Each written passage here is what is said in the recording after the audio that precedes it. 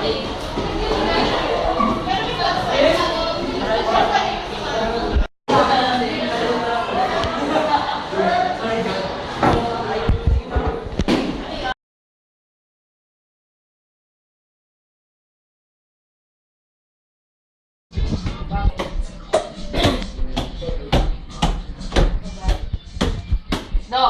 Stop. Balik na ako. Sige, buka na.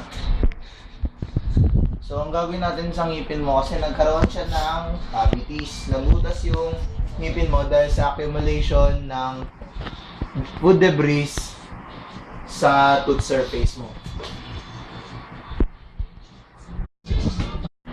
So, tara na. Simulan natin yung pagbulot ng ngipin mo. Tara.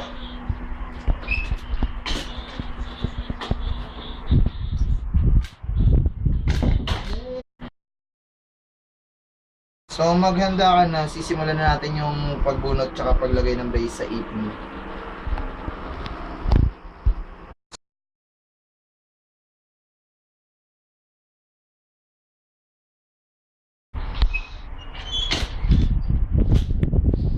So successful yung pagbunot natin tsaka paglagay ng brace sa ipin mo.